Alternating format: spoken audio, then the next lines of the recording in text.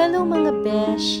I am very happy and excited to share with you again our recent camping sa Rock Beach with Asi and her family. 8:30 in the morning pa lang ay umalis na kami ng Abu Dhabi dahil dumaan pa kami ng She's Park at waterfall sa Corpacan.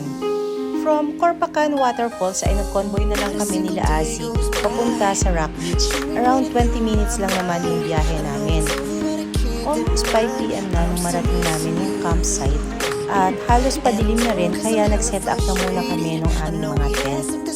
Ang nakakatuwa lang ngayon mga fish ay ramdam ko na malalaki na yung mga anak ko. Bakit? Dahil ngayon sila na yung mga abala sa pag-set up ng aming mga gamit. At syempre, laking pasasalamat ko dahil andyan si Daddy na kahit pagod na at pinagpapahinga ko dahil halos maghapon na siyang nag-drive ay sobrang taas pa rin ang energy niya dahil siya pa rin lahat ang nag-set up ng mga tent. Pero syempre, with the help of our kids. Ako ay supervisor lang muna at videographer nila. Alam niyo ba na isa sa pinanghihinayangan ng kids ay yung hindi nila naranasan Sabi niyo, hindi kayo Boy Scout nakapag-Boy at Girl Scout? Scout.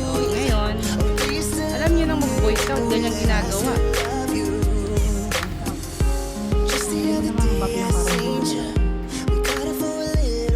Pagdating na yung araw na matapos silang mag-set up, kaya kami naman ni Asi ay nag-prepare na namin. Siyempre, tinulungan kami ni Daddy mag-init ng food. At si Joseph naman ay nag-iihaw na. Grabe, ano ba ito? Camping o fiesta?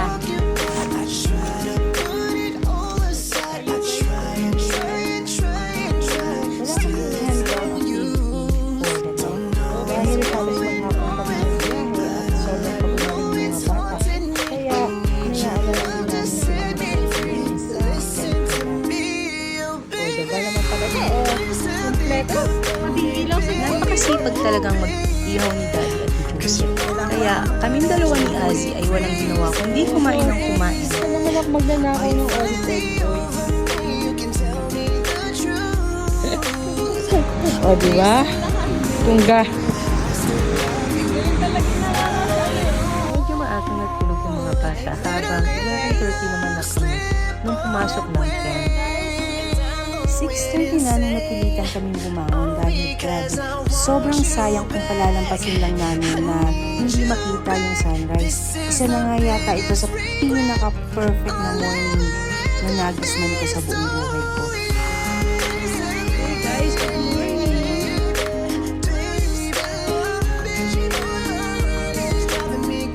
Ikaw? Aga pala akong si cellphone na. Hindi ba kayo nilamig? Hindi pa kayo. Ako ngatog na ngatog sa lamig eh. Good morning!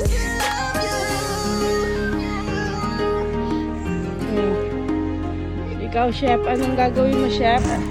Ito, excited na naman po siya, mga guys. Excited na naman siya sa kanyang mga... Morning, AJ! Feeling cold?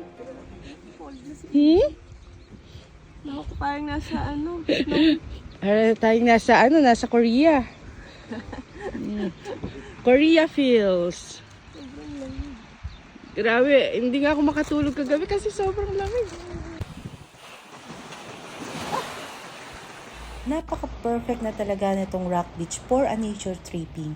Alam nyo ba na nasa paanan kami ng bundok at karugtong nito ay yung napakagandang beach na ito?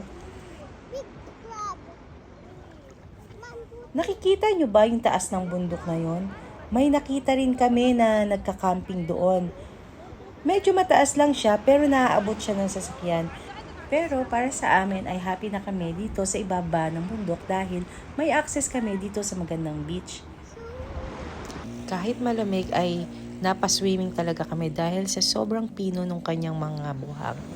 Hindi nga lang siya white sands na katulad ng sa Boracay, pero napakalinaw ng tubig at kitang-kita mo yung ilalim. Kaya nga tuwang-tuwa kami nung nakakuha kami ni Asi ng isang crab. Ang masaklap lang mga besh ay wala kaming pangbanlaw na tubig. Kaya nagbihis na lang kami at umuwi kami ng mga 10:30 na.